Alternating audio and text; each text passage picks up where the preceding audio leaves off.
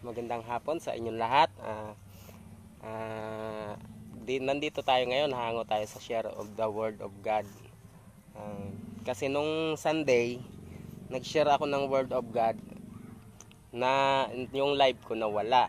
Kaya siguro sabi ko, mag-share ulit ako ngayon ng Word of God para sa inyo. Para sa mga hindi napanood ng live ko, para sa inyo tong share of God. Siguro ito yung pangalawa kong live na mag-share. Siguro yung mga nakakilala sa akin, naninibago sa akin dahil first time kong mag-live sa Facebook na mag-share ako ng Word of God. Actually, hindi naman talaga noon talaga naranasan ko mag-share ng Word of God sa Plaza Quezon. Gawain ko talaga to dati noon. Kung naging busy ako sa trabaho, nakalimutan ko mag-share ng Word of God. Pero praise God dahil napakabuti ng Panginoon. Nabigyan ako ng pag-asa, nabigyan ako ng pagkakataon, isang pagkakataon na makapag-share sa inyo ng Word of God. Ito. Kasi isa ako sa mga I'm a Christian, born again Christian. Naging busy lang ako sa work. Naging busy lang ako sa trabaho. Inisip ko dati kumita ng pera. Ayun. May pera ako, masaya na ako. Ganon. Kaya si mga first time mag-live sa Facebook, first time ko ngayon. Actually, nung linggo nag-live ako para sa mga father. Binati ko yung mga tatay. Happy Father's Day ulit sa inyo. Nawala kasi yung live ko. Medyo nga nag-worry ako. Sabi ko, ganda pa naman ang message ko. Ba't ka ako nawala? Sabi ko. Ganda pa naman yung message ko sa mga father, sa mga actually yung mga taong may mga problema, kabataang tulad ko, mga pagsubok sa buhay, nawala. Sabi ko, ba't ganon nawala? Ang ganda pa naman ng message ko sa kanila. Kaya ngayon, uulitin ko yung message ko sa kanila para actually, kahit papano, mapanood naman nila yung live ko ngayon. Ma-share ko yung Word of God na alam ko mabibless kayo, mabibless sila, yung iba manonood, at saka alam ko magandang maidudulot to sa mga katulad ko, katulad kong kabataan na binigyan ng chance ng Panginoon na mag-share sa inyo. Sabi nga, share ko muna sa inyo share ko muna sa inyo yung naging buhay ko. Una-una, magpapakilala muna ako sa inyo. Ako si Brother Ruben Preyas, taga dito ako sa Bicol. Actually, galing ako sa Nueva Ecija. Dati akong palasamba sa Diyos. Dati akong laging nagsasamba sa Kanya, full-time church, ganyan. Dating nag-share ng Word of God sa plaza. Kaya lang, isa ako doon sa mga tawag niyan, nakalimot. Dahil sa mga panahon na sinayang ko. Isa ako sa kabataan na sinubok ng panahon. Ito. Siguro mahaba-haba yung sharing ko sa inyo. Isa ako sa nakalimot sa Diyos. Nang dahil sa panahon na yon, marami akong natutunan ngayon. At marami akong pinagdaanan na hindi ko naman pinagsisihan. Kasi talagang lahat ng tao dumadaan sa pagsubok. Kailangan natin magtagumpay. Isa ako sa binigyan ng chance ng Panginoon na mag-share. Sabi ko, dati noon, kasi dati talaga nung nagsisimba ako, mainit na mainit ako sa Bible. Nagbabasa ng Biblia, Lagi ako nagbabasa ng Biblia. Ito galing pa to sa generic. Tagal na to, generic lang binabasa ko ngayon. Biblia, Joshua 1:8. Napakaganda ng generic kasi namimigay sila ng Biblia. Ayun. At napakaganda na may Biblia sa bahay. Kasi dati akong nagbabasa ng Bible. Ngayon, kung busy ako sa trabaho, nakalimot ako sa Diyos. Akala ko okay na kasi may trabaho na ako. Akala ko okay na kasi kumikita na ako ng pera. Akala ko masaya na ako sa ganung buhay. Hanggang tumagal ng tumagal, ganun yung naging buhay ko. Nakalimot na ako mag-pray, nakalimot na ako magsimba. Actually, di pa ako nakakapagsimba ngayon kasi lockdown. Sabi nila, meron na daw church ngayon. Siguro next Sunday, mag-church ako. Sisimba ako sa Grace Covenant International Church, kina Pastor Pat Aguilar. Hindi pa ako kasi nakakapagsimba buhat ng lockdown. Ganon. Tapos, maraming pagsubok na dumaan sa akin buhay. Maraming mga mabibigat na bagay, mabibigat na dumaan sa akin. Pero sa mga katulad ko, mga kabataan, walang asawa pa, mga katulad ko, ito lang masasabi ko sa inyo, sa lahat ng pagsubok na dumating sa inyong buhay, magtiwala lang kayo sa Diyos. Magtiwala lang kayo sa Kanya. Kasi si Jesus Christ, kahit na nakalimutan mo siya, kahit na minsan hindi ka na nanalangin sa Kanya, kahit na sabi nga, kahit nga itakwil mo pa siya, kapag si Jesus Christ bumalik loob ka sa Kanya, tatanggapin ka niya. Hindi ka niya papabayaan. Sa katulad ko, maraming talagang pagsubok. Halimbawa, isang beses sinubok ako ng panahon. Sabi nga sa kasabihan, walang forever, pero tinadhana meron. Walang forever sa atin dito sa lupa, pero tinadhana meron. Ikaw mismo ang gagawa ng tadhana mo. Kung ikaw may sakit ngayon, kung ikaw namamblema ngayon, may problema ka ngayon, hirap ka ngayon, ikaw ang gumagawa niyan, kapatid. Ikaw yung gumagawa ng isang bagay para mabigatan ka. Kasi yun yung tadhana yun yung destiny mo. Ikaw mismo ang gagawa ng destiny mo. Tulad ko, akala ko noon okay na kasi kumikita ako ng pera, okay na. Hanggang napabayaan yung sarili ko, akala ko malakas ako, pero sa totoo lang mahina pala ako kasi nakalimot ako sa Diyos, nakalimot ako manalangin sa Kanya, nakalimot akong magbasa ng Biblia, pero may one time na sinubok ako sa Nueva Ecija. Inatake po ako ng high blood, bumaba yung potassium ko. Isang beses sabi ko, nung time na atake na ako, hilong-hilo po talaga ako. Actually, bagsak na bagsak ako, hindi ako makatayo, hindi ako makalakad, para po ako naging bata. Ang sabi ko noon, tama nga yung sabi, kapag may sakuna, saka mo lang siya maaalala. Saka mo lang maaalala ang Diyos. Kapag may nangyari sa buhay mo, saka mo lang siya tatawagin. Yun. Akin nun, naalala ko si Jesus Christ. Sabi ko, Lord, kung ano man mga pagkakamali ko, patawarin niyo ako. Patawarin mo ako, sabi ko kay Jesus Christ. Isang pagkakataon, bigyan mo pa po ako ng lakas. Isang pagkakataon lang babaguhin ko yung mga mali ko.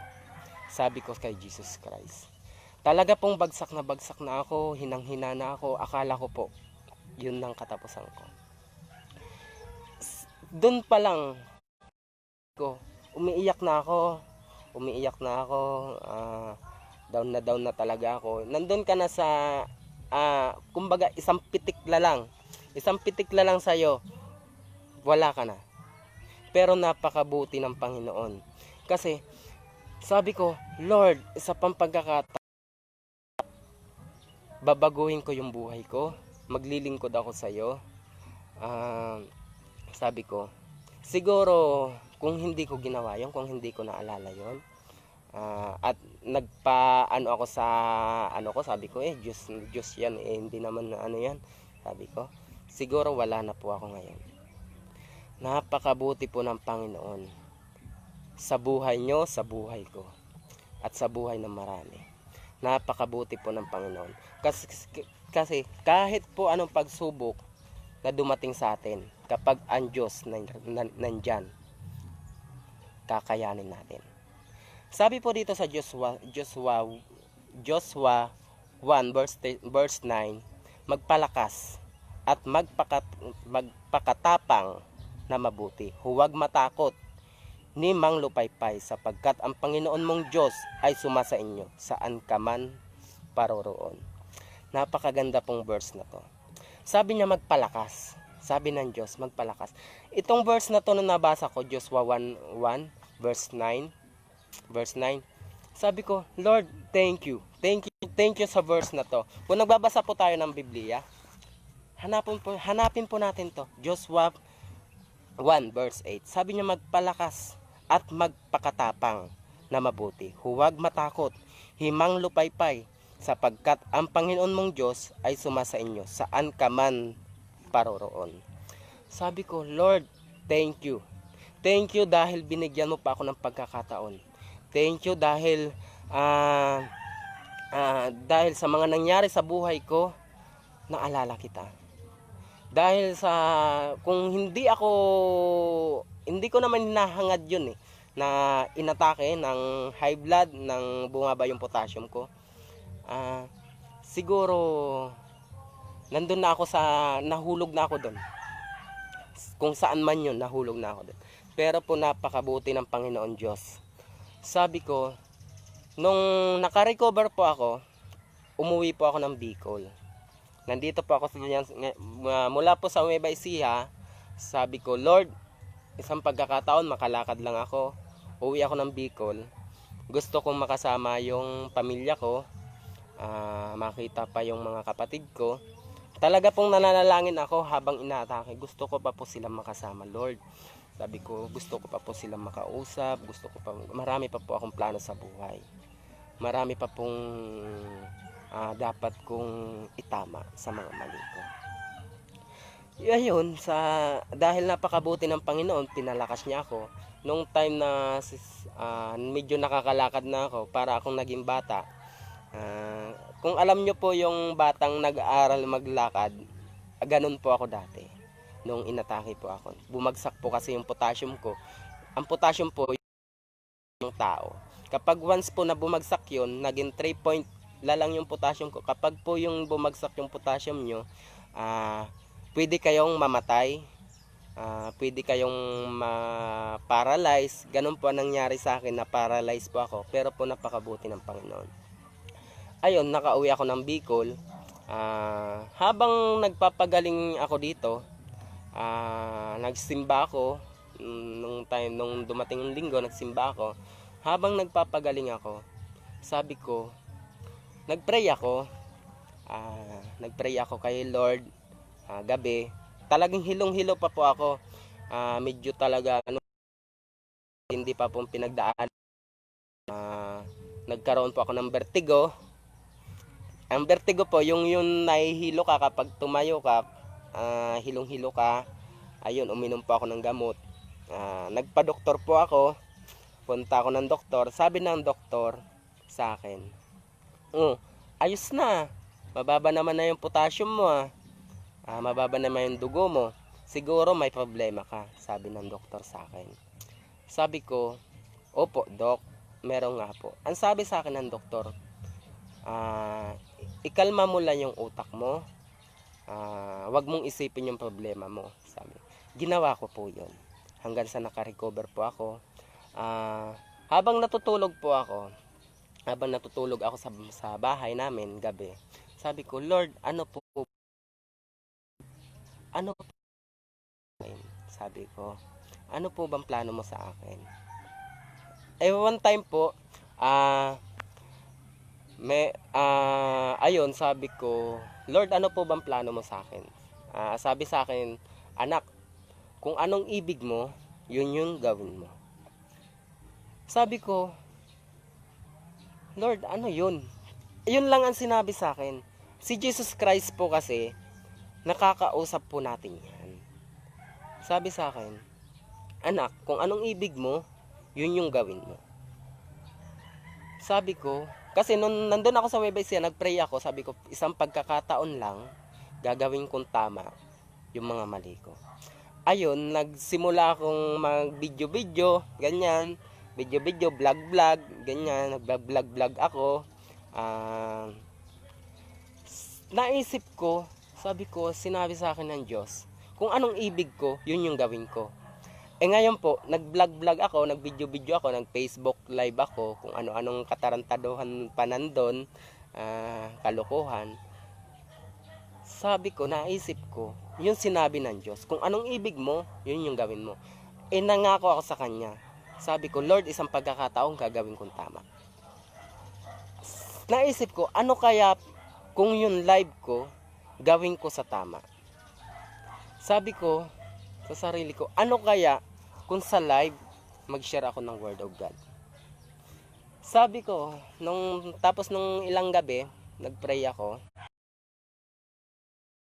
isang linggo, gusto ko na mag-share ng Word of God sa live.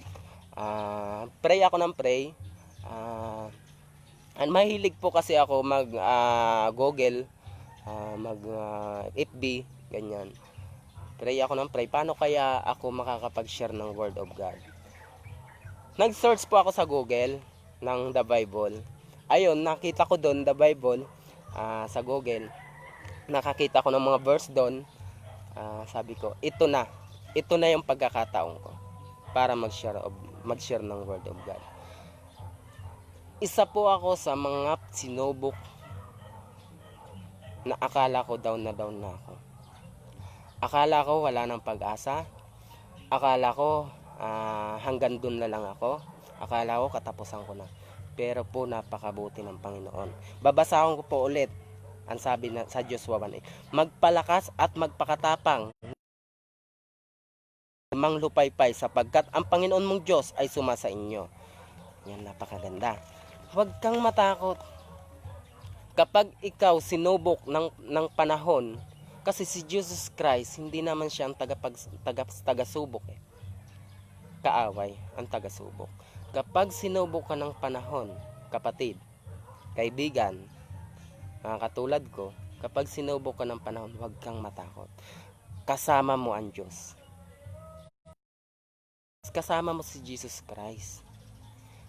Kapag kasama natin si Jesus Christ, hindi tayo kasama mo siya eh. Siya yung Ama na nasa langit. Siya yung gumawa sa'yo, siya yung gumawa sa akin. Siya yung gumawa ng lahat. Makapangyarihan sa lahat. Kasi kasama natin ang Diyos. Sabi niya, huwag kang matakot anak, huwag kang manglupaypay, ako ang kasama mo. Saan ka man pumunta, ako yung kasama mo. Kahit saan ka lupalop o akong kasama mo. Anak, kahit makalimutan mo ako, tumawag ka lang sa akin, nasa sayo na ako. Ganon si Jesus Christ, ganon kanya kamahal. Ganon tayo kamahal ni Jesus Christ. Kahit down na tayo, kahit nakalimot tayo sa Diyos, kahit hindi na natin siya minsan talagang kahit nagiinom tayo, nagsasayaw tayo, punta tayo ng bar house, happy ka na, nakakalimutan natin siya. Kapag nagsisi ka kapatid, at tumawag ka sa Kanya, papatawarin ka niya. Dahil siya yung Ama natin. Siya yung tagapagligtas natin. Sabi dito, huwag kayong mag-alala sa anumang bagay, sa halip. Sa Diyos ang lahat ng pangangailangan nyo sa pamamagitan ng panalangin na may pasasalamat. Sabi niyo, huwag kang mag-alala kapatid. Sa mga pagsubok mo, halimbawa wala kang pera, wala ka ng pera dahil ngayon lockdown eh. Lockdown ngayon, hindi makapagtrabaho, maraming taong nawalan ng trabaho, nawalan ng kita. Sabi dito, huwag kayong mag-alala. Kapatid, kapag kasama mo si Jesus Christ, huwag kang mag-alala. Si Jesus Christ ang bahala sa iyo. Magbibigay yan ng mga anghel niya para pagpalain ka. Wala ka man kita ngayon, wala ka man pera, pero kapag si Jesus Christ tinawag mo, kapatid, uutos ng tao yan para pagpalain ka. Hindi ka magugutom. Hindi ko sinabing wag ka na magtrabaho. Hindi ko sinabing sa bahay ka na lang. Kapatid, ito lang ang gagawin mo. Walang-wala ka, down na down ka, manalangin ka. Manalangin ka sa Jesus. Maniwala ka sa akin. Hindi ka niya pababayaan.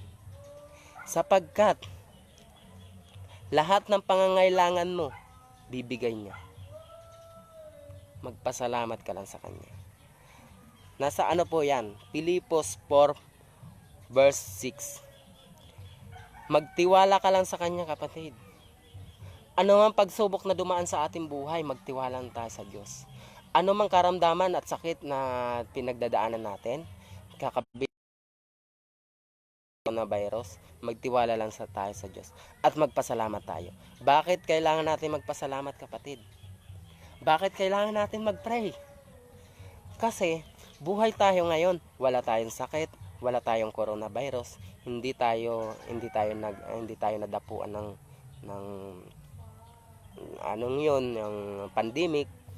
'Yun ang kailangan natin, kapatid. Kapatid, mapalad ka, mapalad tayo, mapalad tayong lahat. Kasi hindi niya tayo pinabayaan. Sa kabila ng pandemyang pinagdadaanan ng Pilipinas, pinagdadaanan ng bansa, hindi niya tayo pinabayaan. Tulad ko, hindi niya ako pinabayaan. Sa kabila ng aking akala ko wala na ako, akala ko yun ng katapusan ko, hindi niya ako pinabayaan. Hindi niya ako iniwan. Saan man kayong dako pumunta, kapag kasama niyo ang Diyos at lagi kayo nanalangin sa Kanya, hindi niya kayo pababayaan, kapatid. Maniwala kayo sa Kanya. Lagi niya kayong gagabayan. Kasi sabi sa Jeremiah, mapalad ang taong nagtitiwala at lubos na umaasa lamang sa akin. Tingnan. Jeremiah 17 verse 7. Mapalad ang taong nagtitiwala at lubos na umaasa sa akin. Kapatid, mapalad ka. Mapalad ako, mapalad ka. Mapalad tayong lahat. Mapalad tayong lahat, kapatid. Kasi nagtitiwala tayo sa Kanya. Hindi tayo nagtitiwala sa kapatid natin, sa mama natin, sa mga kapatid natin, kundi sa Kanya lang. Kapatid, kapag sa Kanya ka nagtiwala, lubos na buong-buo yung tiwala mo sa Kanya sa pamamagitan ng tiwala at pasasalamat sa Kanya. Kapatid, hindi ka magsisisi. Hindi ka magsisisi sapagkat tutulungan ka niya. Ano man pangangailangan mo sa buhay, kapatid, kapag sa Kanya ka nagtiwala. Kapatid, maniwala ka. Lahat ng kailangan mo, bibigay niya. Ulitin ko po. Sabi sa Jeremiah, kung lalapit kayo sa akin ng buong puso, tutulungan ko kayo.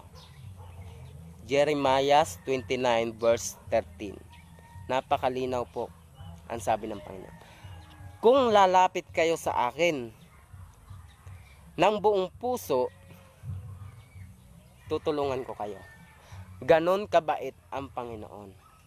Ganon kakamahal ng Panginoon. Sabi niya, kung lalapit kayo sa akin, tutulungan ko kayo. Kapatid, sa totoo lang, hindi ka pa lumalapit sa Kanya, hindi ka pa humihingi ng tulong sa Kanya, alam niya na kung anong pangangailangan mo. Alam niya na kung anong kulang mo, kung anong karamdaman mo, may sakit ka ba, hindi ka pa lumalapit sa Kanya. Ganon yung. Kaya sabi niya dito sa Jeremiah 29 verse 13, kung lalapit kayo sa akin ng buong puso, tutulungan ko kayo. Yun. Kapatid, napakabuti ng Panginoon. Tingnan mo ako, kapatid. lumapit ako sa Kanya. Sabi ko, Lord, isang pagkakataon pa, Lord, kasi kala ko mamamatay na ako. Hilong-hilo na talaga ako, bagsak na ako. Sabi ko, Lord, isang pagkakataon pa. Sa totoo lang kapatid, hindi ko pa sinasabi sa Panginoon, alam niya na kung anong pangangailangan ko. Kung anong gusto ko, kung ano, alam niya na. Kung sinusubok ka, o may mga pagsubok ka na dumadating sa buhay mo. Huwag kang mahiya sa Panginoon. Huwag kang mahiya. Lumapit ka lang sa Kanya. Dahil ang Diyos hindi kinakaya. Hindi ako nahihiya na mag-share ng Word of God sa inyo. Dahil alam ko, pagpapala sa akin, pagpapala sa inyo. Pinagpala ako, pinagpala kayo. Ganon ako. Ngayon, napakalaking pasasalamat ko sa Diyos dahil binigyan ako ng pagkakataon makapag-share ng Word of God. Makapag-share ng buhay ko na totoong nangyari sa buhay ko para sa inyo.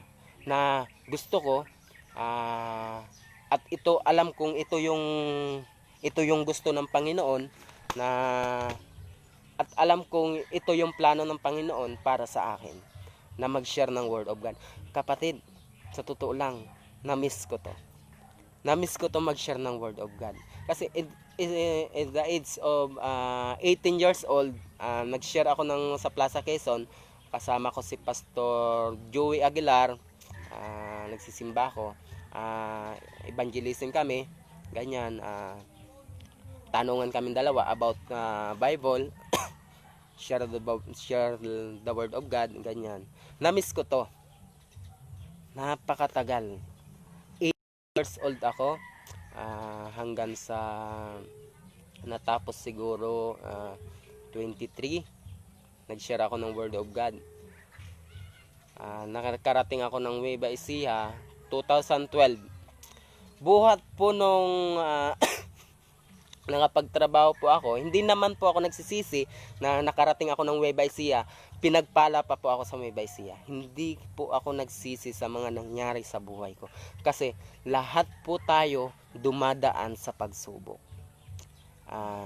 May mga nangyaring magaganda, may mga nangyaring hindi naman maganda.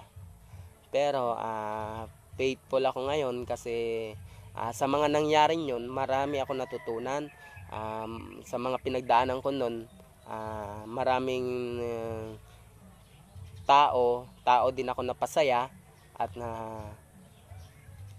maraming nangyari sa akin. Pero thankful ako ngayon kasi napakabuti ng Panginoon sa akin. Napakabuti ng Diyos sa akin.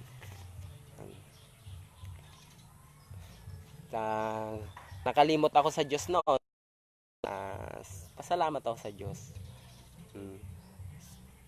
Sabi nga dito sa nakuha ko lang tong quotes na to. Mapalad ang taong nananatiling tapat sa kabilaan ng mga pagsubok. Ayun. Sabi dito, mapalad ang taong nananatiling tapat sa kabila ng pagsubok. Sabi niya mapalad ka kapatid. Kasi sa kabila ng pagsubok, sa kabila ng dumaan sa buhay mo, kahit dinown ka na ng pagsubok na dumaan sa iyo, mapalad ka. Mapalad ka kasi tapat ka. Tapat ka sa Diyos. Unang-una sa Diyos. Tapat ka sa Diyos. Kapatid, kapag tapat ka sa Panginoon, lahat ng pagsubok sa buhay mo, kakayanin mo. Itong pandemya natin na to, pandemic natin na to, kapag tapat ka sa Panginoon, kakayanin natin to. Actually, malaking dagok sa bansa natin ang pinagdadaanan natin ngayon. Napakalaking pagsubok sa bansa natin, hindi lang sa bansa natin, sa buong mundo, napakalaking pagsubok nito. Pero kapag tapat ka sa Panginoon, lagi kang nananalangin sa Kanya, lagi mo siyang inaalala, saan ka man pumunta, kapatid, hindi ka kakayanin natin to. Kakayanin ko, kakayanin yung lahat. Kakayanin natin to. Pray lang kay God. Maniwala tayo. Sabi nga, death and life is in the power of the tongue. Ang buhay at kamatayan sa dila nakasalalay. Kapatid, kung gusto mo may mangyari sa buhay mo, speak mo lang. Sabihin mo. Wag lang kamatayan. Kung sinabi mo, Lord, sa umaga pa lang pagising mo, Lord, bless. I'm blessed. I cannot be changed. I'm highly favored of God. Ganun lang.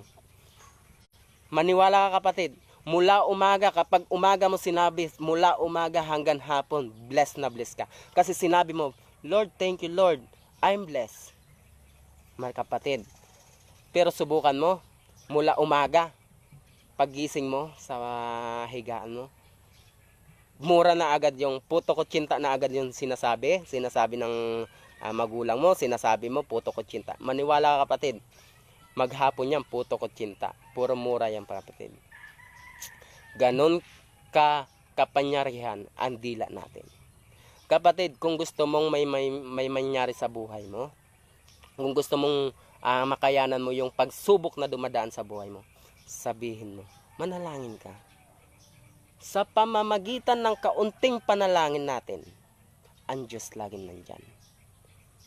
Magtiwala ka sa Kanya. Manampalataya ka sa Kanya. Ganon kabuti ang Panginoon. Ganon ka kapangyarihan ng Panginoon. Isipin mo, lahat ng pangangailangan mo, bibigay niya. Hindi ko sinabing huwag ka na magtrabaho, manalangin ka na manalangin. Ganito, Lord, ano po bang ibig mo? Lord, gusto ko magkapera. Ganon. Kasi, kapag nanalangin ka, kailangan mo din ng gawa.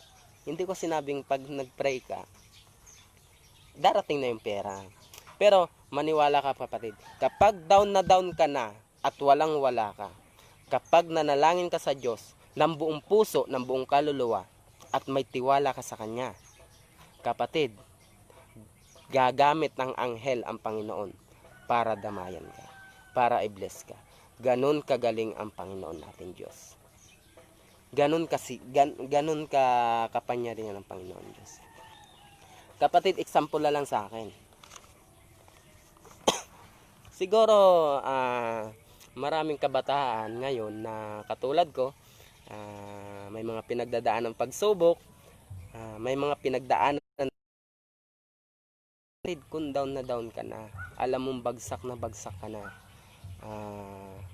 alam mong isang pitik na lang sa'yo, pipitikin ka na lang, mahuhulog ka na. Kapatid, wag mong kalimutan, meron pa tayong panghahawakan. Nandyan lang siya. Alam niya kung anong pangangailangan mo. Alam niya. Sabi niya, anak, sabi ng Panginoon, anak, nandito lang ako. Nandito lang ako. Nakatingin lang yan sa'yo. Nakaganyan. No. Minamasdan lang tayo. Anak, kailan ka ba tatawag sa akin? Ganun lang yan. Ganun ang Panginoon natin. Ganun yung Diyos. Ganun yung Diyos na buhay. Nandyan lang siya. Laging nakatingin sa atin, saan man tayo pumunta. Ano man ginagawa natin, nasa trabaho man tayo o nasa andako, nandyan ang Panginoon. Tumawag lang tayo sa Kanya. Kapag down na down ka na, tawagin mo lang siya. Excuse me. Ganun kabuti ang Panginoon. Kaya napakalaking pasasalamat ko sa Diyos. Kasi ito, nakapag-share ako ng Word of God, napakatagal na panahon. Napakadaming taon kong inubos para makapag-share ng Word of God, para makapag-share ng pagpapala sa iba. Para sabi ko, Lord, thank you. Thank you dahil may sabi ko, Lord, itong buhay ko na second chance mo sa akin, gagawin kong tama. Ayaw ko na ng mali. Kung ikaw nang lulupaypay, ikaw naging addict, ikaw naging kung ano-anong bisyo yung ginagawa mo, kapatid, may pag-asa ka pa. May pag-asa ka pa. Huwag kang susuko. Nandyan ang Panginoon. Nandun yung Diyos. Hindi ka niya papabayaan. Kahit mamamatay kang tao, pinatatawad niya. Kasi walang perpektong tao. Lahat tayo makasalanan. Walang taong hindi nagkasala. Lahat tayo makasalanan, kapatid. Magtiwala lang tayo sa Diyos at patatawarin niya tayo. Kapatid, magtiwala ka. Gaya ng pagtitiwala ko sa Diyos. Nagtiwala ako sa Kanya, binigyan niya ako chance para mag-share ng Word of God. Pinaghandaan ko po ito. Pangit ng sulat ko pero ako lang nakakabasa. Kapatid, ito lang solusyon. Ito lang. Walang ibang solusyon. Kung gusto mo makausap si Jesus Christ, Bible. Kung gusto mo siyang makasama, prayer. Ganon. Mapalad ka, kapatid. Dahil napanood mo yung live ko. Mapalad ka, kapatid, kasi yung pagpapala ko na i-share ko sa'yo. Ganon, kapatid. Napakasarap mabuhay kapag may Diyos nakasama. Kapatid, wag mong sayangin. Wag mong talaga ng buhay natin. Wag mong sayangin yung buhay natin sa bisyo. Wag mong sayangin ang buhay natin sa mga gawang walang kabuluhan. Wag mong sayangin yung buhay mo. Kapatid, may pag-asa ka pa. Magtiwala ka lang sa Kanya. Kung ano man pagsubok na dumadaan sa iyo, kapatid, magtiwala ka lang sa Kanya. Huwag mong sayangin. Marami pang pag-asa. Marami pa tayong pag-asa. Sabi nga may nabasa ako sa Facebook. Kapag may buhay, may pag-asa. Tama. Kapatid, habang buhay ka, may pag-asa ka pa. Kahit alam mong lukluk ka na sa kagagawa ng masama, alam mo sa sarili mong walang-wala na talagang pag-asa. Kapatid, kapag tumawag ka sa Panginoon, may pag-asa ka pa. Lahat ng pagsubok, alam mo, tayong namumuhay kay Kristo, wala sa ating pagsubok na hindi natin kinakaya. Kasi kasama natin yung Diyos. Kapatid, kung gusto mong yung pagsubok mo, kayanin mo. Excuse me. Subukan mong kasamahin ang Panginoon. Hindi ka magsisisi. Subukan mo. Isa puso mo. Manalangin ka sa Kanya. Isuko mo ang buhay mo sa Kanya. Isuko mo yung sarili mo sa Kanya. Humingi ka ng tawad. Humingi ka ng yung mga pagkakamali mo. Humingi ka ng tawad. Kasi lahat tayo nagkakamali eh. Lahat tayo nagkakasala. Pero ang Diyos nandyan lang. Kapatid, mapalad ka. Mapalad tayong lahat. Kasi buhay tayo. Mapalad tayo kasi may pag-asa tayo. Mapalad tayo kasi yung Diyos natin buhay, hindi patay. Buhay na buhay. Ganon yung Diyos natin. Kahit na sa ibang bansa ka, kahit na saan lupalop ka ng mundo, kapag ang Diyos yung tinawag mo, kapatid, maniwala ka. Hindi ka niya papabayaan. Kahit nga nasa gera ka eh. Napanood ako sa video sa YouTube. Alam mo yung tatlong hinulog sa nagliliyab na kurno ng pugon. Alam mo yung nagliliyab na pugon, yung pinanindigan nila kung anong pananampalataya nila. Nung tinapon sila doon sa apoy na lumiliyab sa pugon, na malaking pugon, kapatid, nasunog ba sila? Hindi. Hindi sila nasunog. Hindi sila nasunog kasi buo yung pananampalataya nila. Buo yung pananampalataya nila sa Diyos. Tapat sila sa Panginoon. Ganun kapatid. Kapag tapat ka sa Diyos, hindi ka niya pababayaan. Kahit mahulog ka sa mga patalim, hindi ka maano. Ganun kagaling at ganun kabait ang Panginoon natin. Kapatid, maniwala ka sa akin. Napatunayan ko sa sarili ko. At alam ko, kapatid, kaibigan, alam ko marami kayong pagsubok sa buhay. Isa kayo sa mga dumadaan sa mga akala nyo down na kayo.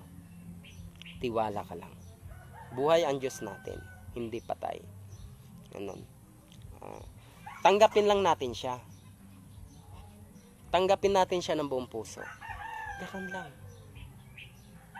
Kaya, salamat talaga sa Diyos kasi nandito ako, nagsasalita para sa mga kabataan katulad ko, sa mga youth, hindi lang sa kabataan, sa mga tatay, mga nanay, mga anak, sa lahat na, lalo na kahapon, yung live ko nawala. Happy Father's Day, Happy Father's Day ulit sa inyo dahil nawala yung ano ko, yung live ko. Actually, umuubo pa nga ako doon. Nag-uubo pa ako doon. Kasi meron akong sipon sa lalamunan. Pero alam ko papagalingin ako ng Diyos. Alam ko napakabuti ng Diyos sa akin kasi patuloy niya akong pinalalakas. Ito lang ang masasabi ko. Kung ikaw kapatid, kaibigan, may pagsubok sa buhay, gusto mong tulungan ng Diyos, tanggapin mo si Jesus Christ sa buhay mo. Huwag kang susuko. Gusto kong pag-pray kayo, sabay lang kayo sa pray ko. Para yung pagsubok nyo sa buhay, kasi sa pamamagitan ng pagtanggap kay Jesus Christ, maaalala natin siya. Isa puso natin. Sabi nga, magtiwala ka. Magtiwala ka lang sa Kanya. Hindi Kanya pababayaan. Kapatid, manalangin tayo. Manalangin tayo sa Diyos. Pray tayo. Sabayan nyo lang ako sa prayer. Lord, thank you sa buhay ko. Kasi po, buhay tayo ngayon. Hindi mo po ako pinabayaan. Lord, salamat sa pagkakataon na binigay mo sa akin. Isinusuko ko ang buhay ko sa iyo, Panginoon, ng buong puso, ng buong kaluluwa. Panginoon, salamat po kasi hindi mo po ako pinabayaan sa kabila ng aking nakalimot. Nakalimutan kita pero ngayon tinatanggap kita bilang tagapagligtas ko sa aking buhay. Tinatanggap kita bilang Diyos na buhay. Tinatanggap kita, Panginoon. Panginoon, salamat. Salamat dahil binigyan mo ako ng pagkakataon, binigyan mo ako ng pag-asa. Salamat, Panginoon. Salamat sa iyo, Diyos na buhay. Ako lang po mananalangin. Panginoon, salamat po sa mga kabataan, sa mga nanonood, sa mga nanay. Salamat po, Diyos na buhay, na sila po ay binigyan mo ng pagkakataon na makapanood ng live na ito. Panginoon, salamat po, Panginoon, sa mga pagpapala na binigay mo sa kanila. Dahil po sa live na to, isang blessing po to sa kanila na binigay ko po sa kanila. Lord, salamat po sa pagkakataon. Lord, bagamat Panginoon, marami silang pagsubok sa buhay, marami silang pinagdadaanan, Panginoon, na alam nila, Panginoon, down na sila. Panginoon, salamat po, Panginoon, sapagkat, Panginoon, nandyan ka. Nandyan ka, Diyos, sa buhay para sa amin. Nandiyan ka, Panginoon, para sa mga pagsubok na yon na alam namin, Panginoon, na pagtatagumpayan namin. Sa kabila, Panginoon, ng pandemic na aming kinaharap ng mundo. Panginoon, salamat, Diyos na buhay. Salamat, Panginoon. Salamat sapagkat inilayo mo kami sa kapahamakan. Salamat kasi buhay kami. Kasi nandiyan ka para sa amin. Panginoon, bagamat nakalimot kami sa inyo, nakalimot lahat sa inyo, Panginoon, salamat kasi hindi mo kami kinalimutan. Panginoon, salamat sa mga taong nang lulupaypay dahil patuloy mo silang palalakasin. Salamat, Diyos na buhay. Salamat. Wala akong ibang masabi, Lord. Salamat. Salamat sa iyo. In Jesus' name, Amen. Yan. Salamat po sa pakikinig ng live ko. Naiyak ako First time kong ginawa to. Salamat sa mga nanood. Siguro nanibago kayo sa live kong to. Si mga nanibago, ito lang masasabi ko, dati kong ginawa ito. Siguro ito lang yung plano ng Panginoon para sa akin. Malaking pasasalamat ko sa Diyos dahil nakapag-share ako ng Word of God at na-miss ko to. Na-miss ko to. Live na to. Abangan nyo na lang yung yung susunod na live ko. Siguro pag-uumaga gagawin ko to kasi yun yung talagang plano ng Panginoon sa atin at sa akin. Kailangan alam natin kung anong plano ng Diyos sa atin. Siguro hindi siguro. Talagang ito na talaga yung plano ng Diyos. Salamat sa mga nanood.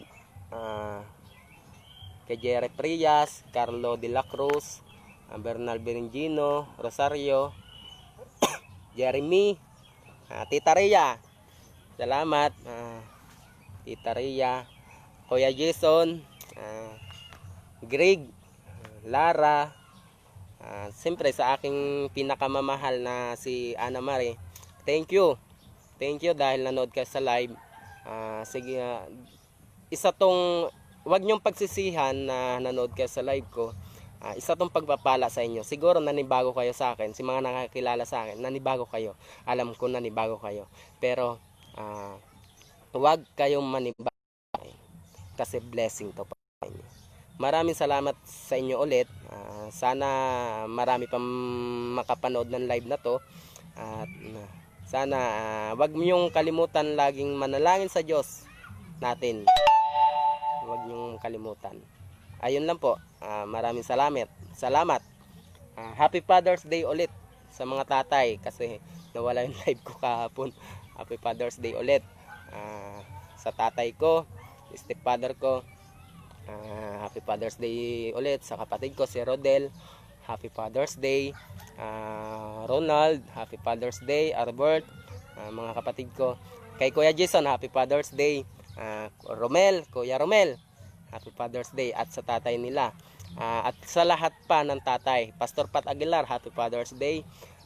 Babatiin ko na kayo ngayon kasi kahapon, binati ko kayo kahapon, nawala lang yung live ko kahapon. Sorry. Ganda pa naman ang message ko doon kahapon. Salamat sa inyo. God bless. At sana at pagpalain pa kayo ng Panginoon. Ayun lang po. Salamat.